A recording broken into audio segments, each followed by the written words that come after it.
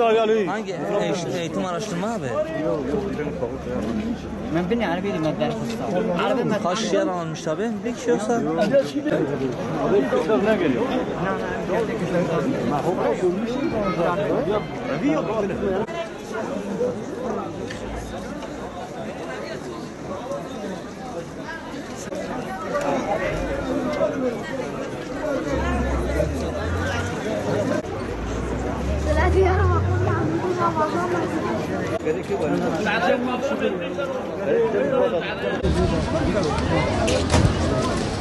Yok telefon yapayım. Yok geç.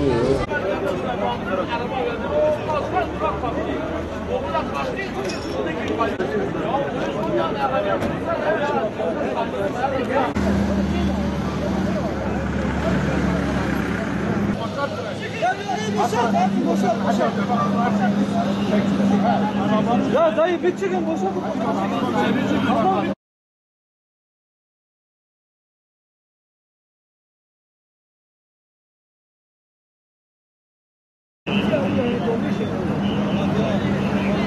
Ya abi bir gözünü seveyim bir çıkın ya şuradan.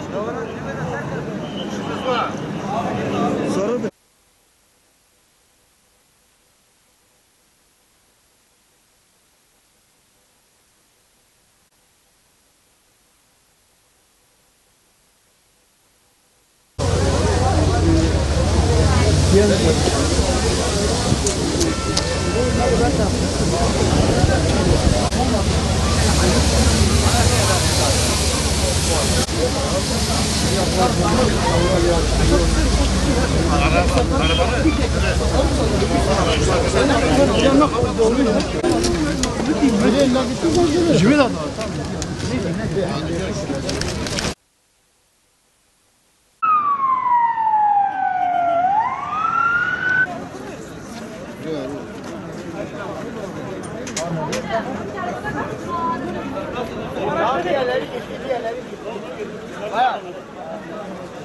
Ya yok bir şey yok.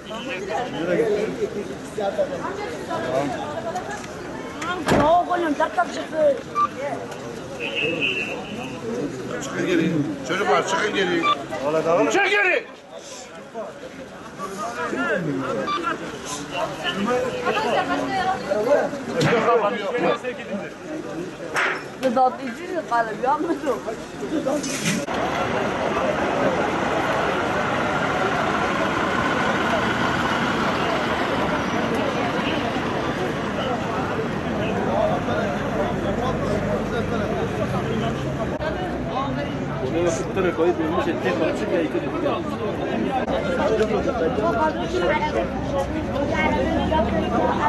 Ne?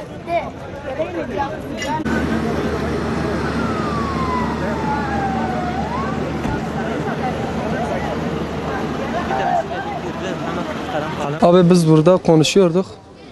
Ben dükkanda çalışan arkadaş Mehmet, Küçük Mehmet, bir de yanında Datlıcı Yunus kardeşimiz burada konuşuyorduk.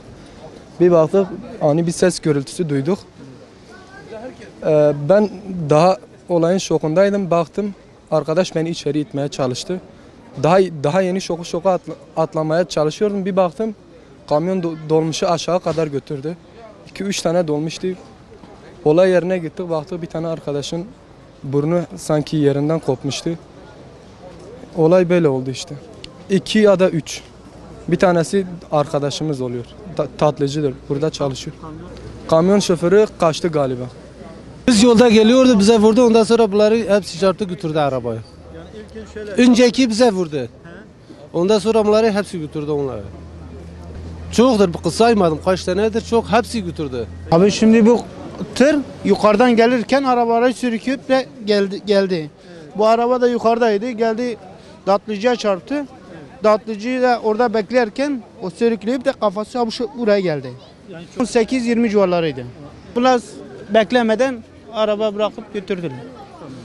Aslında dükkan olur mu? Her Allah'ın günü araba burada duruyor. Yani bu çare bulmasa çok canınıza sebep olabilir yani. Yetkililerden şu trafikin sorunu da bir de belediyenin buna bir mutlaka bir çare bulması lazım. Çünkü her Allah'ın günü burada toplanıyorlar. Araba binlerce araba burada duruyor. Yolu da kapatıyor yani her şey olur yani.